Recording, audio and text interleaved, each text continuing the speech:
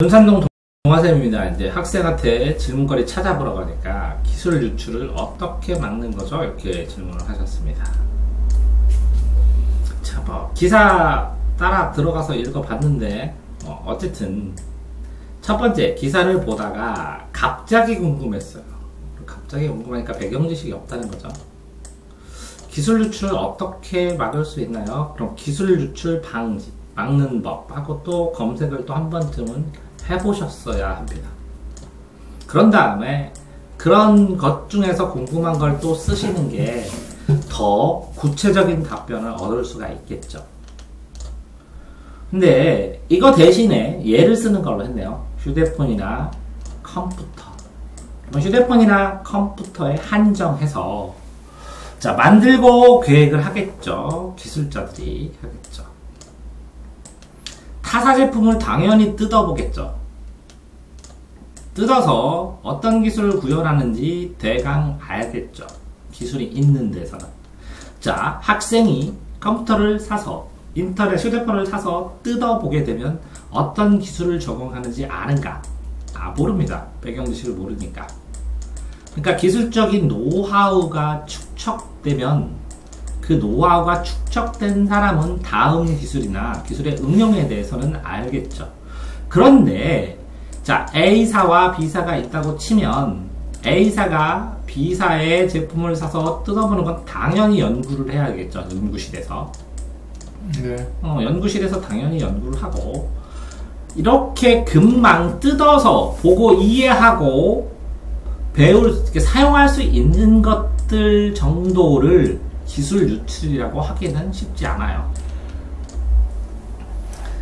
자, 그러니까 대강 알 수 있는 정도의 기술은 유출됐다기보다는 거의 공지됐다고 할 수가 있죠. 누구나 활용하고 사용할 수 있도록. 근데 기사에 나온 것처럼 기술을 직접적으로 유출하는 사람, 그러니까 A라는 회사에서 컴퓨터, 휴대폰을 만들다가 휴대폰의 핵심 기술을 가지고 가서 유출하는 경우에는 사람이 빠져나가게 되니까 직접적으로 유출이 되겠죠. 그런데 기술을 빼갈 수 있을 것 같은데 사람이 아니더라도 이걸 어떻게 막는 거죠? 그러면 빼가는 방법에 따라가서 빼가는 방법을 상정하고 빼가는 방법, 이걸 막는 방법, 빼가는 방법하고 여기 막는 방법을 같이 생각을 해야 될 것 같아요. 자, 그러면 빼가는 방법에 대해서 이걸 특징을 하면 여기 사람입니다. 자, 사람을 빼간다. 그럼 막을 때 어떻게 하느냐? 첫 번째, 연봉을 올려준다. 네. 두 번째, 이 사람이 동종 업계에 취업을 몇 년간 제한하는 계약을 짜기도 합니다. 예를 들어서 이 계약이 너무 심한 제약이라고 생각될 때는 예를 들어서 직종에 따라서 근처 같은 동네에서는 개업을 하지 않고 같은 기술로 하지 않고 멀리 가서 하는 이런 정도의 상식적인 묵계, 약속은 있는 것도 많죠. 그러니까 또 이 사람이 근무 중에 배운 습득한 기술은 회사의 재산이므로 나중에 누출하면 법적 책임을 받겠다는 법적 제약을 걸기도 합니다. 이해됐나요? 네.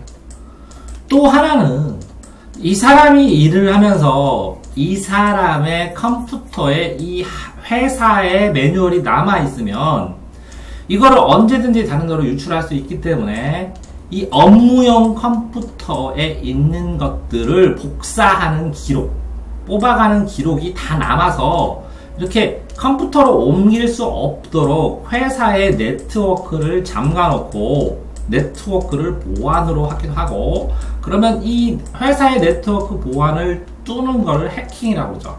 그렇죠. 해킹이 돼버리면 해킹을 막는 기술로 기술 유출을 막죠. 네. 또 특정 집단이나 특정 기술은 특정인 같은 경우에는 그죠? 동선이나 움직임 자체도 보고해야 될 경우도 있어요. 또 특정 연구에서는 모든 사람이 한 사람이 이걸 전체를 알 수 없도록 부분적으로 나누어서 일거리를 주는 경우가 있어요. 그런 다음에 이 겹친 거를 또 연구하게 하고, 그러면 전체 그림을 못 그리게 이 사람한테 일부만 맡기는 경우가 있어요. 그러면 전체를 알 수 없기 때문에 여러 사람을 접촉해서 정보를 빼야 하기 때문에 예방이 되기도 하죠.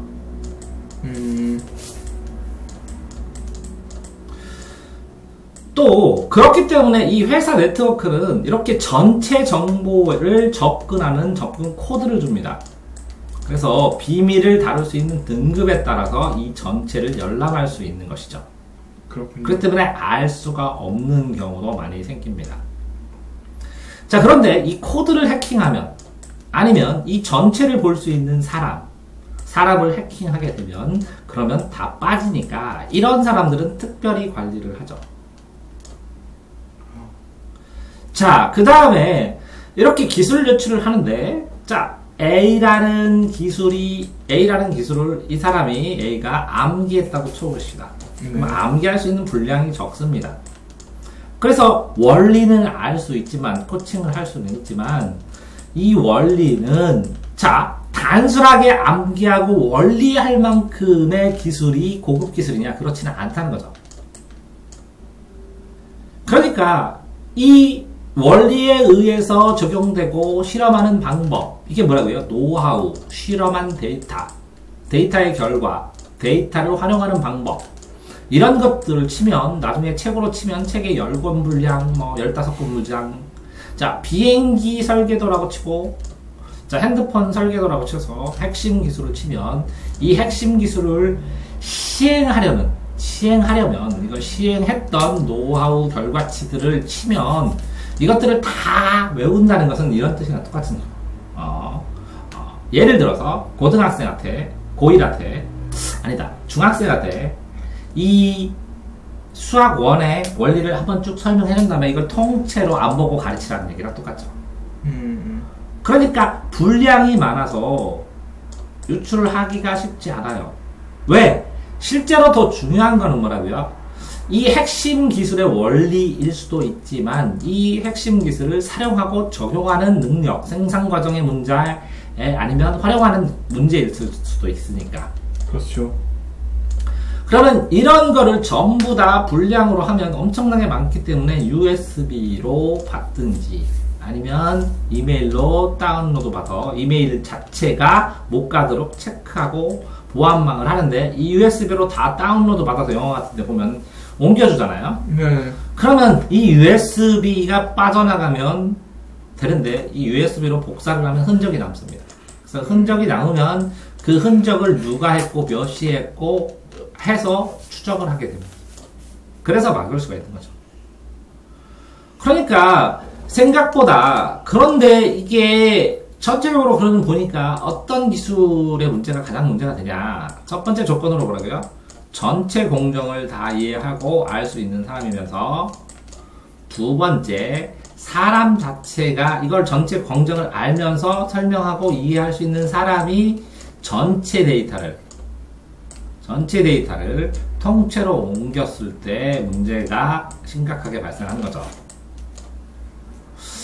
그랬을 때는 바로 이걸 가지고 변형시켜서 특허나 저작법이나 기술이 걸리지 않을 만큼.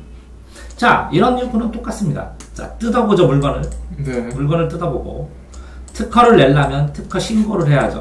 네. 플러스 어떤 기술 신고를 합니다. 그러면 특허청 찾아가면 기술 나오네요, 여기. 그렇죠. 물건도 있네요. 네. 그럼 다 유출됐나요? 그렇죠. 아닙니다. 이 기술 중에서 핵심 기술은 누출하지 않습니다. 예를 들어서 뭘까요? 코카콜라의 배합 비율. 그렇죠. 여기에 안 써줍니다. 그래서 내부 비밀로 갖고 있습니다. 이거는 이 기술이 가능한 정도로만 보이면 되고 특허 받을 때는 이 핵심 기술 왜 이거를 적용해서 정교하고 경제화시키는 것은 내부 비밀로 가지고 있는 것이고 네. 이 내부 비밀을 가지고 있는 사람은 한두 명이고 이 한두 명이 가지고 전체에서 공정과 시술을 부분으로 나누어서 만들어서 진행하는데 이 전체를 볼 수가 없다는 거죠. 이 중간 과정의 사람들은. 그렇죠. 그렇기 때문에 비밀 누출, 기술 유출이 그렇게 한꺼번에 팍팍 되는 건 아니라는 거죠. 그럼에도 불구하고 이 기술을 갖다가 이렇게 복제하거나 타사 제품을 뜯어서 이런 게 똑같아요.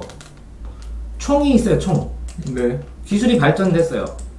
그러면 이걸 뜯어보면 원리 모르나요? 알죠. 그 복제해갖고 다른 총은 또 사람들이 만들어요. 그렇죠. 근데 이 총을 만들었을 때 놀이쇠의 강도, 그죠? 쇠의 강도, 이것도 금속하는 사람 하면 돼요.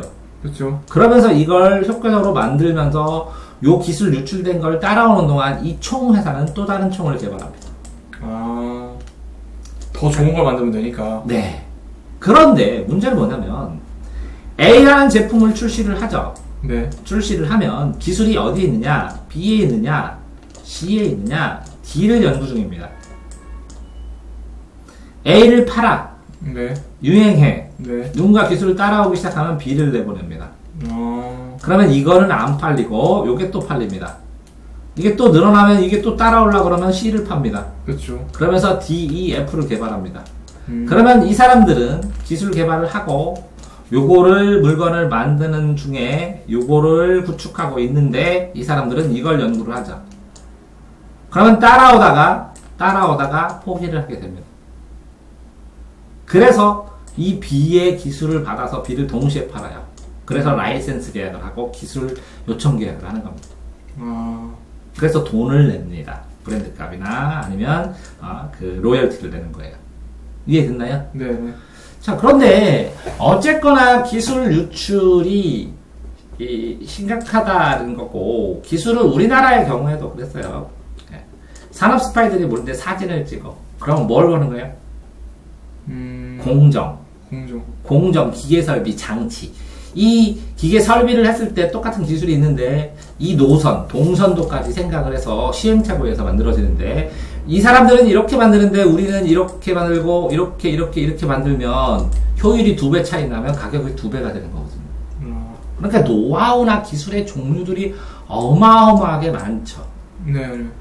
자, 이렇게 고민을 하신다면 세상에 맛집이 필요가 없습니다. 왜 필요 없죠? 왜요? 제품 팔잖아요. 그렇죠. 제품 팔고 그러면 비슷하게 만들면 되잖아요. 뜯어보고. 그렇죠. 그럼 다 팔면 되잖아요. 네. 자, 그런 거를 위해서 기술이 유출됐어도 어느 정도 막아줄 수 있는 게 뭐라고 이게 특허예요. 특허를 내놓고 방어를 하는 거예요. 방어. 그러면 보세요. A라는 기술은 네. 이 기술의 핵심은 이거예요. 근데 이런 방식으로 만들어서 이렇게 물건을 만드는데 여기에다 장막을 치는 거예요. 특허로. 그러면 이 기술로 요걸 만들어야 되는데 이렇게 비틀어서 만들어야 되죠. 네. 그럼 경제성이 없을 수도 있어요. 그래서 특허청에다 특허를 내는 거예요. 그런데 자, A라는 기술로 특허를 내니까 사람들이 A1-, A2-, A3-로 변형을 시키죠. 네. 그래서 특허를 낼 때 A1-, A2-, A3-를 다 특허를 한꺼번에 냅니다. 변형 기술까지. 그래서 장막을 만들어요. 이렇게. 장막을 만드는데도 이 사이를 뚫고 와서 기술을 실현시키죠. 네. 그렇지만 이 장막이 여러 개이기 때문에 자꾸 걸려서 이거 걸리고 저거 걸려서 포기하는 경우가 생겨요. 왜? 큰 덩어리로 먹지를 못해. 작은 거로 일부는 해도. 왜? 큰 덩어리를 하면 그물을 못 빠져나간 거대한 물고기처럼 이렇게 진전을 해야 돈을 버는데 돈을 벌 수가 없다고요. 이해됐어요? 네. 그래서 기술 유출을 어떻게 막는가, 기술 유출과 관련된 상황에 대해서 일상적으로 제가 알고 있는 상식선에서 답변 드렸습니다. 됐나요? 네, 알겠습니다. 네.